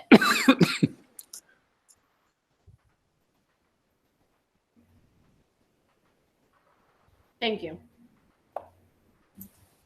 Anyone else from the DEC? This is Laura. And Hi, Laura. hi. I was just curious about the examples that you mentioned in your presentation, I think it was 13 case studies. And I was curious about if all of those case studies were fully mixed systems or if any of them were partially mixed. No, they're all mixed. They're all mixed. What we did with Indian Lake, this is before the lake became a whole lake system. The association wanted to experiment with an 88-acre portion of Indian Lake in the South Basin. And we did that per their request, but quickly learned that the rest of the fetch of the lake was influencing that. And that's when we recommended that the system be expanded to the whole lake. And from that moment on, we just have not advocated for partial systems. Okay. So I guess a quick follow-up question. Little Lake is unique in that, it's tied very closely to the overall Greater Lake St. Catherine. It's, it's a part of this like three lake chain. So, in trying to design, I guess the cutoff point, is Little Lake in your eyes, would that be considered a separate bay of an overall greater water body? Because you've got a lot of water flowing from the rest of the lake, the main basin, Lily Pond, flowing all the way down into the top north end of Little Lake. So I guess where do you draw the boundaries? Right. No, that's an excellent question. And theoretically, would you have to extend all the way into all of Lake St. Catherine? Just like where did you draw the lines? So what you could do is you could start with aerating the whole basin of Little Lake and looking for changes. And I do support our state protocol for that. I think it's extremely thorough. And obviously it allows you to very objectively evaluate the system. I would start with the actual basin itself. And if there was notable influxes from outside waters, then you'd have to address maybe expanding the system.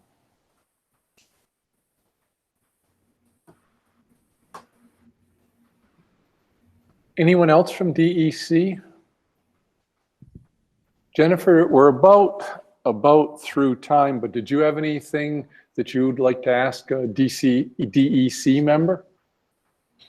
Yeah, actually, I do have a question, and it's a little bit more philosophical than anything. But, obviously, as a lake restoration professional and not having a regulatory background or any experience, I guess, are regulators only advocating methods that, basically have been proven by peer review and have a long-standing record, or are they open-minded to other technologies that maybe have shown good results with case studies and whatnot, but maybe haven't made its way to the peer-reviewed literature yet? Yeah, so overall, I'd say we're very open-minded individuals. We're all, I'm a scientist, Zapata's a scientist, Oliver's a scientist, Laura D's a scientist. We're all scientists. We're all very curious. And so our scientific nature, we want to learn more. We want to figure out what works, what's happening. But in addition to that, we really need to make sure that moving forward, the precautionary principle. Are you moving forward into a project type that's appropriate? And we're also bound by state statute. We have very specific criteria as to how projects can be approved. So if you do start to get into an experimental realm, the system through which that could be approved is not as straightforward. So, you know, I've definitely worked on experimental type projects. You know, primarily, you know, mostly, I can think of a couple non-chemical type, you know, harvesting projects where, you know, they'll use some type of new powered mechanical device to kill or whack or whomp something. And you know, it's new, it's experimental. How does it work? And overall, at the end of the day, yeah, we review the design of, you know, what's proposed, and you know, how does that stack up to you know, what we can approve and what is approvable under state statute. Right. So I know yeah, we're open-minded, definitely. I know And just here our big. If I can just chime in on that, because I think that that's actually a very important question. And that's one of the reasons why I'm on the call. Who you don't see is also the Vermont Fish and Wildlife Department, who manage our state significant natural communities, who oversee our rare, threatened, or endangered species, including our plants. And they obviously overlap into the realm of wetlands. And so often we will, you know, our jurisdiction or our interests end up overlapping. And so as a scientist, you're right. The questions that you are asking and that, you know, are wanting to be explored are fascinating. And when we start delving into the papers and looking at the ways in which the experiments are set up, and what the outcomes are, and sometimes they're contradictory, it's amazing and it's fascinating, and it lends itself to more questions. As a regulator, I have been tasked, or we have been tasked, to protect, enhance, restore, but that protection piece is really important. And so when we start talking about, in essence, developing a research project on a public body of work that also includes the state significant natural communities, and in this case, rare and threatened natural communities in the form of bogs and fens, which are, its foundation is peat buildup over time. It's already 16 feet deep. It's organic soils. And the plants that are associated with that community, that how can we, in general, as scientists, as regulators, can we unequivocally say that there will be no undue adverse impact to those communities or to those species?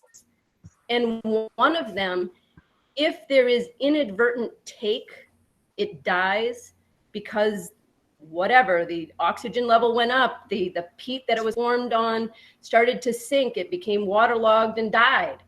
It actually requires an endangered species take permit. So there's so many nuances when we start talking about scientific experiments. And when we know that there are some tools and management techniques that can be utilized and controlled, we know where we are dredging. We know exactly what is being pulled out of an area. We know with spot treatment techniques exactly where that chemical is going in its targeted species. When we are harvesting, we have an area that has been approved and reviewed to ensure that we are not harvesting RT species for plants, and we're not capturing animals in the process. It becomes a balancing and a question, and you're right to say, how is it for you as scientists, and how do you balance that as a regulator? And I think that is something that we all have to be asking ourselves when we're looking to deploy these different techniques. Right. And I don't mean to be preachy, because it is a total philosophical question, but it does come to the very base of how we need to be evaluating the potential outcomes in order to be able to approve that management technique under our current rules and regulations. So Good. our Folks, I state, think at that point, we do want to save some time for. I would think it would be, I would like to ask Gary that Jennifer is allowed to respond to that long statement by Zapata. It was a very rich area. Well, I think we're going to limit it to like 3 minutes because we do want time for the boards to ask questions. So please, Jennifer, respond, but then I think we're going to move on. Our state statute, Public Act 451, Part 309, specifically states that these systems cannot have any negative impacts on threatened endangered species, on certain rare or sensitive aquatic plant communities, as well as increase suspended solids or redistribute sediment. To date, we have not had any of these systems shut down by the state because they have not found any negative impacts of these 13 case studies on any of those parameters. So that should certainly be worth considering. Great, thank you. Thank you, folks. The next part is, and I think we're going to do about 30 minutes of the two boards asking either the DEC or Jennifer questions. And one way you can do it is you can ask the same question to both. That is allowed. So I think we're going to start with the association to go first. And please direct your question either to the DEC or Jennifer or both. Gary.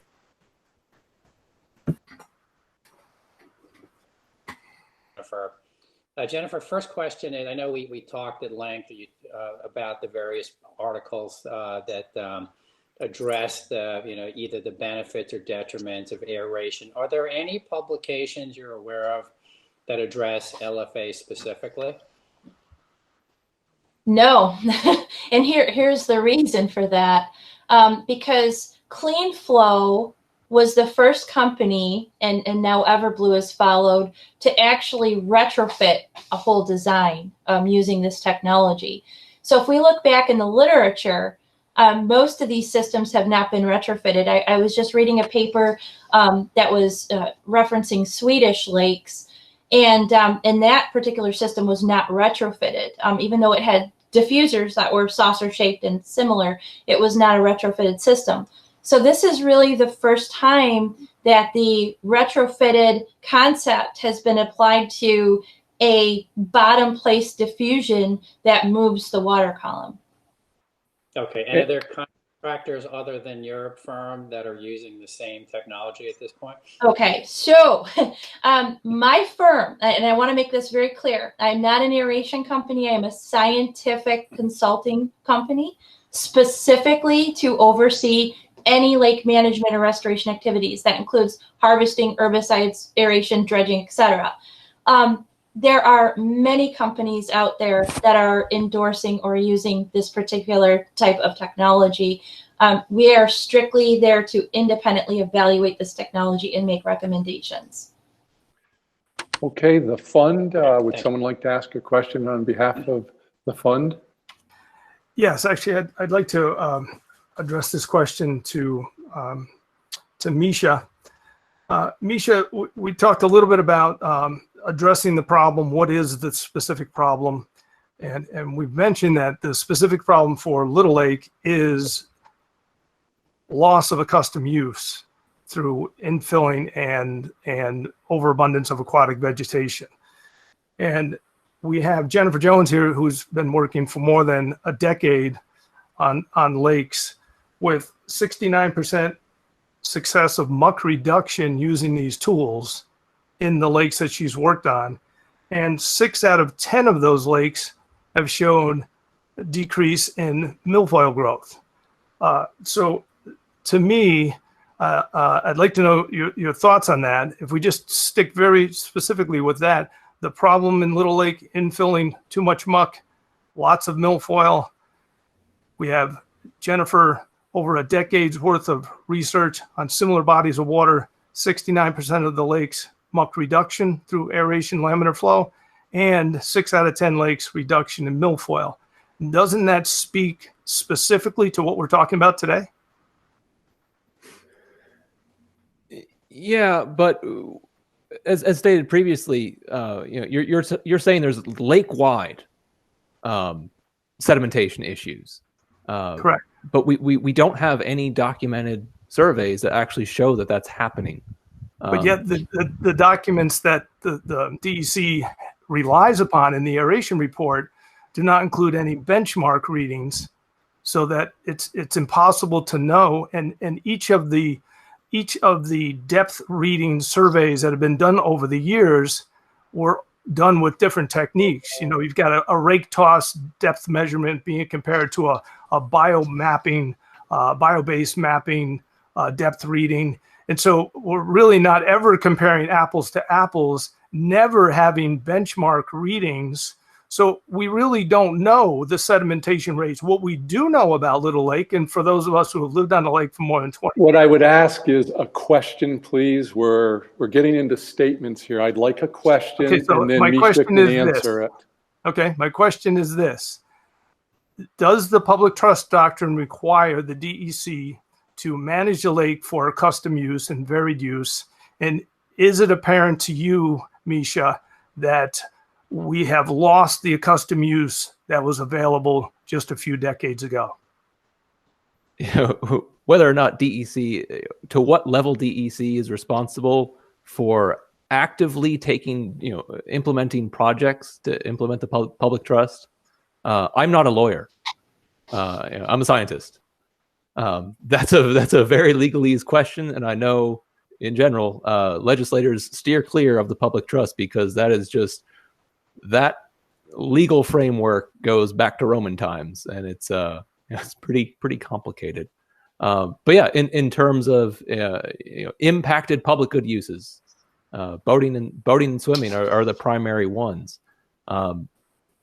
So again, based on we've had, like you noted, various forms of depth maps being created, various technologies, and in general, it's given us a range. We have a pretty good understanding of the general depths of Little Lake. And in general, Little Lake, it has depth to boat. It has depth to swim.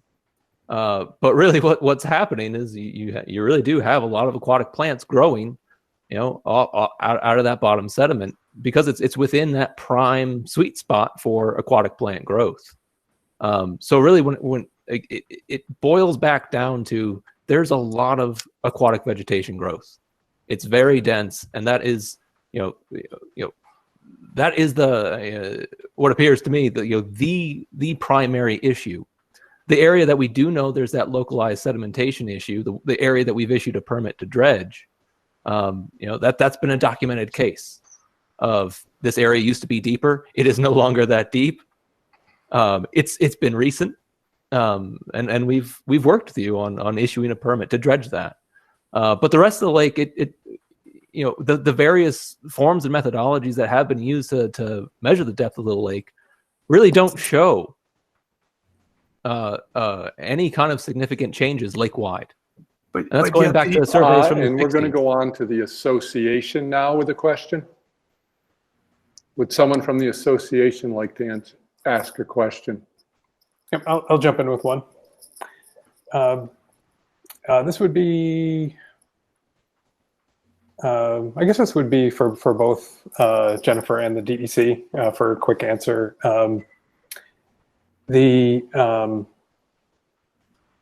Is there any proof or studies that actually show that bacterial metabolism or actual decomposition of the muck happens?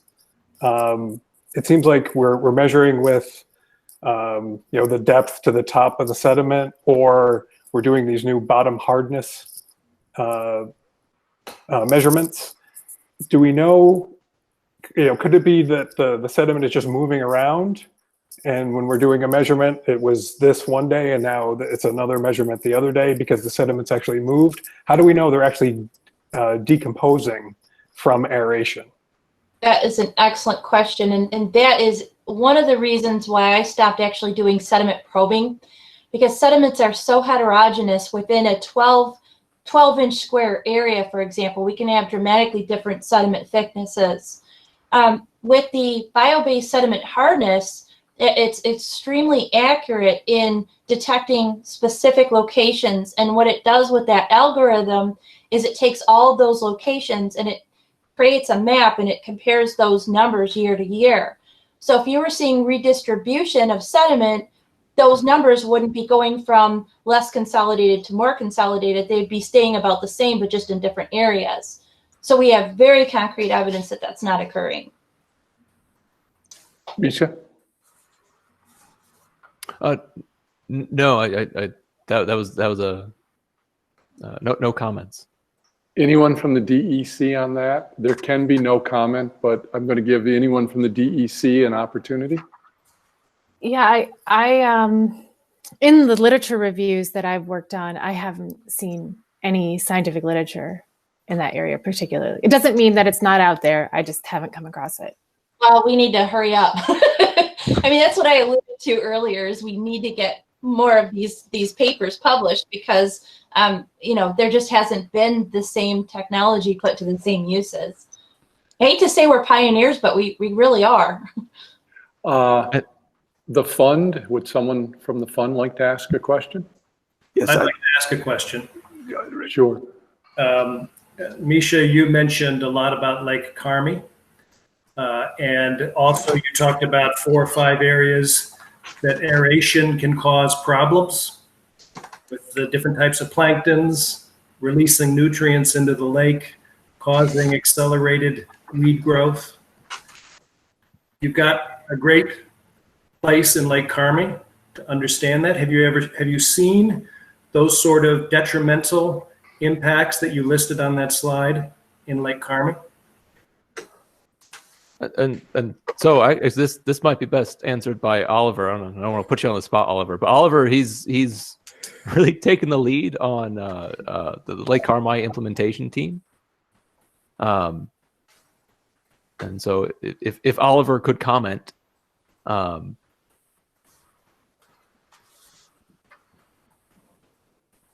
I just think it's a very good source. Oh, go ahead, Oliver. Yeah, Rick, can you repeat the question? I didn't fully get it. I think the question was there any evidence of negative effects of aeration on the phytoplankton community? Was that your question? Partially. The question was, Misha outlined 5 different areas of potential negative impacts to a lake, including food for fish, fuel for plants that you didn't expect to become fuel, etc. You've got 96 or so diffusers, LFA diffusers in Lake Carmi. They've been bubbling away. Have you seen any of those 5 negative impacts occurring in a major way in Lake Carmi? Well, I mean, one thing I'll start with is we turn this. We've reached dissolved oxygen and temperature levels that we think are okay for fish spawning for the walleye fry. Lake Carmi is an important walleye fishery. That's great. We've done that twice now. There's been no monitoring to give us an idea of whether or not the walleye population in Lake Carmi has increased or decreased as a result of the aeration system. We have a sort of truce with Fish and Wildlife, given that it's a lake in crisis. They've agreed grudgingly to let us turn the system on in June, early June, but they'd rather wait till July 1st. And that's sort of an example of where we are with Carmi's aeration system in general. The decision was made to turn it on because of a lake in crisis, because the situation with the cyanobacteria blooms was bad enough in terms of potential risk to human health, lots of value of property, negative impact on recreation, and some other negative impacts on the lake's ecosystem, that it met all 3 criteria that the state of Vermont set up for a lake in crisis, and turn it on. We've only been using it, really it ran for 2.5 months last summer, and it's been running for, well, since early June, so 2.5 months this summer. And we haven't done any monitoring yet to look at how it's impacting, you know, these different areas that Misha identified in his report. You know, for example, we don't know what's happening with plant growth in Lake Carmi in the last 2 years. We don't know what's happening with fish populations in Lake Carmi for the last 2 years. We are beginning to monitor some of that stuff, but it's too early for us to say definitively that we've either avoided any of those 5 negative impacts, or they're occurring and we should therefore stop the aeration system, or they're occurring but the overall outcome of having the aeration system trumps those negative impacts. So I think Carmi is a very different situation because it's a lake in crisis, and the cyanobacteria blooms, as you know, were having such a negative impact in those 3 areas, which is what defines a lake in crisis, that we made an informed decision to operate the system despite any of these 5 potential impacts that may be occurring, and we're going to be monitoring for those as time goes on. Little Lake is not a lake in crisis as per Vermont statute. The residents of Little Lake may disagree, but so far we haven't seen that negative impact to human health at Little Lake, and therefore we're using a different lens to make our decision about aeration and bioaugmentation in Little Lens, just because it doesn't meet the state's definition of a lake in crisis. So, Rick, I'm sorry, that's probably not a very satisfying answer, but we just don't know yet. We've only been operating the system for a total of 5 months, as I said, so it's too early to say. What I can say is, if you have a fish finder and you're out in a boat on Lake Carmi and you go over one of the diffusers, that's a great place to catch fish. They love the bubbles, and so we do know that some of the larger fish species in the lake are a bit easier to catch now because of these diffusers here and there. Finally, we've had real mixed performance with the aeration system this summer. Despite the aeration system, we've had some periods of unexpected, as of yet, very low dissolved oxygen at depth in the lake. We think there's high demand from microorganisms for oxygen at depth, and the system hasn't really kept up with that demand. So we've had very low dissolved oxygen, below 2 milligrams per liter, despite the system's operation, and that's led to some spikes in sediment phosphorus release. There was a 2-week period in July, for example, where that was happening. So we had great performance from the aeration system last summer. Overall, this summer, it's working more or less as intended, but we still have some situations where, despite the 90 or so diffusers operating, we're seeing very low dissolved oxygen at 8.5 meters, which is as deep as Lake Carmi gets, and some sediment phosphorus release. So it's not, so far this summer, it hasn't quite been the panacea for stopping sediment phosphorus release that we had hoped. And of course, we also have, external loading of phosphorus coming off the watershed, and collectively, those 2 sources of phosphorus have led to some blooms in Carmi. So it's a bit of a, unfortunately, it's not operating exactly as we intended this summer. And today, dissolved oxygen is up at 3 milligrams per liter at 8.5 meters. So that's great. But who knows where it'll be tomorrow.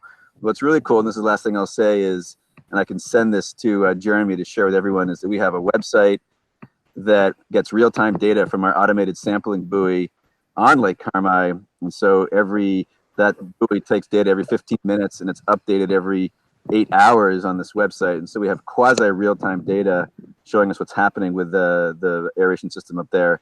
And that's fast. Thanks. Thank you. The association, do you have a question? Yeah. This would be a question for Jennifer. Jennifer, the Conservation Fund in their permit, they talk about how with the aeration system installed, they expect 6 inches per year for 60 inches total, so 5 feet to be reduced of muck over, I guess that would be 10 years. Do you have any studies or lakes that used a full lake, not a partial installation, a full lake aeration system that achieved those results long term? Indian Lake to date has lost a couple of feet of organic muck, accounting for the lake level, and obviously that project's been in place for 8 years now. So there has been a significant reduction. I would not go as far as to say 5 or 6 feet. I don't know how realistic that is. I would not choose a time frame for accomplishing that. I would look at very strongly at the consolidation of the sediment more so than the sediment thickness layers. Could you explain what you mean by consolidation? Yeah, so less flocculent. So a lot of the organic sediments are very lightweight, small particle size, very flocculent, buoyant, tend to get suspended into the water column quite easily. And what we're finding that the technology has been very effective for is actually reducing that type of sediment and consolidating the bottom. So munching away the organic fraction, leaving behind the mineral or the silt fraction that's not as easily perturbed by wind, boat motors, etc. Could I do a follow-up to that question? You may, because it's your question. Excellent. Jennifer, that stirring up of that flocculant can you explain to us what kind of negative impact that has on the water column and where a consolidation of that sediment would what are the positives? Just, as opposed to just talking about increase in depth, what about the fact that, we stop mixing up that flock? So anytime there's a significant amount of sediment that's resuspended in the water column, a couple different things happen. One is there's a loss of clarity, increase of turbidity. If there's microorganisms or something associated with that, there can be an increase in biochemical oxygen demand, which can drive dissolved oxygen down. So there's a lot, and it also can remobilize sediment nutrients that may be in the pore water layer as that gets perturbed. Thank you. The association, do you have another question? Yeah, I think I have a good question that follows on from that. Good. So Jennifer, again, you had mentioned aeration systems and lily pads, and we know lily pads have very deep roots. Milfoil, not so much. When the Conservation Fund and some association members went on to the Little Lake recently, the sediment is so loose that even a small wave of the hand with some water can uproot a milfoil plant. So I know in one lake that you were working in, Paradise Lake, there was actually a study that showed that aeration system went in, and it seems like all the milfoil just uprooted and then went away. There was a study by the University of Michigan in Bowling Green that the milfoil uprooted. It didn't actually affect the milfoil, it just uprooted the milfoil, and then milfoil has since grown back in that area. So does that kind of, to me, that kind of makes sense that it didn't affect the lily pads because they have deeper roots, but it did affect the milfoil because they have shallower roots. Yeah, it depends. I mean, in some of the lakes where we've actually had pretty shallow sediments, especially organic, we can get loosening of some of the lilies, although that's not as frequently observed as something like wild celery, for example, that has a very shallow tuber. Certainly with milfoil, I think with Paradise Lake, it was more a product of the wind. They have their west basin that the aeration system is currently in is very shallow, and they are prone to some pretty excessive winds. They have a massive fetch across that lake. It's a 2,000-acre lake that comes directly into the West Bay. So a lot of that was getting churned up from wind activity and was depositing on the other side of the lake when there was a strong westerly wind. Okay. The fund, do you have a question? I'd like to first ask Michael if you have a question. Yeah, thank you. Jennifer, it's not really a question as much as a chance for you to speak a little bit about a subject that got short shrift because of time, and that's bioaugmentation.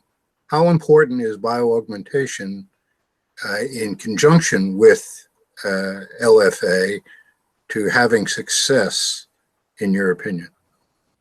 When we first started to work on Indian Lake, we did an experiment on the north end of the lake with just microbes. There was no aeration system. And we actually measured, we had divers go down and leave stakes in the bottom and measure sediment loss or reduction based on just microbial application using pelletized bioaugmentation. We didn't have any results with that, nothing measurable. At that point, we decided to implement the aeration, and that's when we started to see some degradation of the sediment. So we believe, based on the way that this technology works, is that you have to have, a lot of our lake sediments are anoxic, even with overlying water column being oxic, that we need to deliver that oxygenated water into the sediment pore water to activate the aerobic bacteria to create a faster munching reaction on the organic matter. Okay. I believe it's now the association. So just like with Michael, did anybody from our board have a question? If not, I've got another one.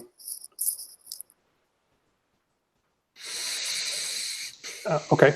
Hey, Gerald, I think I'll just jump in and ask one thing. This is Martha. Yeah, go ahead, I was Martha. wondering if both of you could comment on whether you see the next 5 years more effective by being a controlled experiment. That is, that one intervention is measured and there's a before and after impact, or whether there is a greater likelihood of success by having the synergy of several interventions at one time.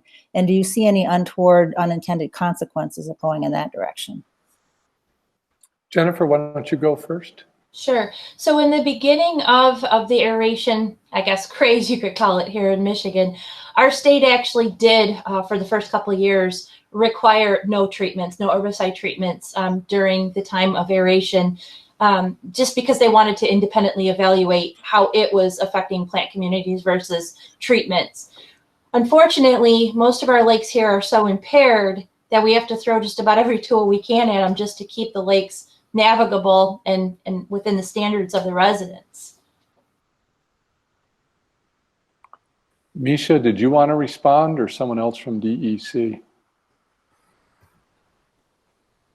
Yeah, so no, we in general, yeah, we too like to make sure we have the suite of management options available. And again, it really comes back down to what's the problem that you're trying to solve, and what are the various tools that are out there that could be used to solve that problem. And especially when it comes down to the use of pesticide, integrated pest management, is an approach we are statutorily required to have permittees follow. And in recent years, we've really improved the kind of the clarity as to what that means. And for the Eurasian water milfoil control Percellacor permit that the association has, that starts to look at the integrated pest management that says, all right, look at non-chemical control options in lake, but also look at watershed management. What's going on in the watershed that may be supplying nutrients to fuel aquatic plant growth? And if you can simultaneously work on that, that's we too want to throw every tool at it, but appropriately so. It sounds like I have never been to Michigan. That description of your lakes are pretty hammered. I'm sorry. If you've been to Vermont, I mean, you have, of course. I met you in last November. But the water bodies we have here in Vermont are stunning. Most of them are just absolutely stunning. And so kind of that throwing everything at it in the kitchen sink isn't always required. Carmi is that we're talking about Carmi so much because it's our one, like, oh my goodness. We're experiencing something that many other locations around the country frequently experience all the time. And so it's unique to Vermont in that one's not doing great right now. Does the fund have a question? I have a question. Sure. This is for Misha and Oliver. A number of states, including California, Minnesota, Iowa, Michigan, obviously, a dozen or so, allow for bioaugmentation, allow for LFA. You can permit for it. It's almost treated like a herbicide, not that it's the same in any way, but you just have to show a problem statement and an impact statement, obviously an application process. California has executed this in Lake Tahoe, one of the most pristine lakes in the world. There's a lake up in Michigan, Lake Leelanau, a 9,000 square foot. There's a square acre lake, I believe, maybe bigger, that's allowing these techniques to be used or considering these techniques. In Jennifer's presentation, there's a long list of these states that allow enzymes and allow LFA. What do these states, what can we learn in Vermont from these states? Or are we going to figure this out ourselves, for ourselves, by ourselves? That's for Misha. And yeah, I mean, so yeah, we often look to other states to really help. You know, like what's happening, neighbor? What do you see over there? And you know, I frequently reach out to my counterpart in New Hampshire and over in Maine. I've got a contact at the Northeast Aquatic Plant Management Society. Yeah, and recently I did reach out and was like, hey, regional folks, are you seeing things like enzymes, bioaugmentation, aeration? Are you familiar with it? Are you seeing this being proposed in your state? What do you think about it? And the general consensus from the regional perspective is, no, we're not seeing it. People are not proposing to use it, and it's not an appropriate tool for aquatic plant management. And this is just me reaching out to other counterparts within that regional area. Yeah, you talk about aquatic plant, but also sediment and muck management, which you said there were no papers, scientific literature that you were able to find about that. But other states are allowing these tools. California, no slouch on the green approach. They have beautiful lakes as well. I would ask that the DEC, if you could, beyond just the regional approach, take a look, speak to people in Minnesota, land of 10,000 lakes, I think, or maybe that's Wisconsin, but I think it's Minnesota. California, or do you want us to do it? We can pay people to do that. But rather than just a casual conversation, to get scientists that have approved this and used this to speak to one another, to trade information and knowledge for an end in mind, not just a casual contact, say, no, we're not seeing any of it, because it's being used elsewhere. Yeah, I fully realize that. And it's, again, I don't know the specific statutory requirements in other states. I mean, in general, we really don't hear a whole lot from the South because they really don't have a whole lot of regulations down there. So what's happening down South? I don't know. Do any of us know? Everything. Just about everything, and no one's watching. And so it's you have these various states with just various levels and degrees of regulatory oversight, and just to speak from where Vermont is. You have half of the Lakes and Ponds regulatory team on this call right now for the whole state. A perfect time to just mention that the level of rigorous requirements that Jennifer's going through on her lakes in Michigan seems to be at a higher standard than what we're doing at Lake Carmi right now. Yes. I believe there was a question, though, that Oliver, did you want to respond to Rick's question? I think he specifically asked that.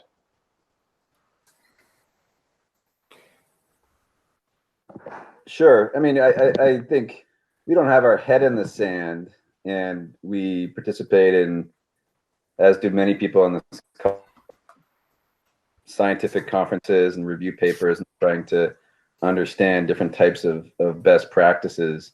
And the way I look at it, and this touches on something Misha just said, is we're lucky to have some of the best water quality in lakes and ponds in the country. We have more or low nutrient lakes in Vermont than almost anywhere else in the country. And we actually set our thresholds for these trophic zones, eutrophic to mesotrophic and mesotrophic to lithotrophic, in a much sort of lower set of thresholds, if you will, just because what's eutrophic to us in Vermont, a nutrient-enriched, plant-enriched lake is actually considered mesotrophic in most of the rest of the country. And we're taking another look at those thresholds as measured by total phosphorus concentration. But the point I'm making is we have naturally high-quality waters, and I think we're very careful because of a risk of not wanting to disrupt the natural condition, which is what we're required to manage these lakes to in the Vermont water quality standards. We're very careful about adding anything into the lakes, not just things that we're talking about on this call, but other types of pesticide and herbicide, other aquatic nuisance control procedures. And when Misha is working on a aquatic nuisance control permit, he spends hours on it, and it's dozens of pages long for all the reasons where we really had to document that our assessment of these proposed aquatic nuisance control procedures meet very high standards for acceptable use, don't create unacceptable risks, particularly to non-target species, et cetera. So, California, Minnesota, states a bigger range of lake conditions. We should learn from them. We are learning from what's happening. But I think that, until this might be the situation, but we haven't seen a case where we have a problem in a lake where augmentation is a convincing solution to resolve or address that problem. And there's always a first, and it's if I'm not mistaken, the fund, the Little Lake St. Catherine Conservation Fund, is the first lake association to propose use of bioaugmentation in Vermont. So you, for better or for worse, you're the guinea pigs. You're first, and we're giving it a very diligent and thorough review, so that if we do permit it, we can say we did our homework on it, and these are the reasons why we approved it and why we believe that there's acceptable risk to non-target species. And if we decide that we can't approve it based on our statutory requirements, we can explain why. But it's trying to impacts would be good and bad for the problems that you're suffering with at Little Lake, which I've seen firsthand, and we're still trying to figure out what the impacts would be on all the other critters and plants and microorganisms, et cetera, present in Little Lake. And as Misha said earlier, to what extent it can address the problem that you're having. So Rick, that's sort of a long-winded answer, but we're just because we haven't done it before doesn't mean we won't do it. And I think the fact that after much debate, we did permit one aeration system in Vermont shows that we are willing to try new things under the right circumstances. And I think that's really one of the cruxes of the situation for Little Lake is, do the circumstances there warrant the use of aeration and augmentation to address the problems that Little Lake is facing. So that's what you're wrestling with, and that's what we're wrestling with as well. So I think that is going to conclude this part. We've run over a little bit, but that's fine. And what I would ask now, and if you could kind of comply with the time constraints, because it is getting late, we'll start with the association to give a 2-minute closing.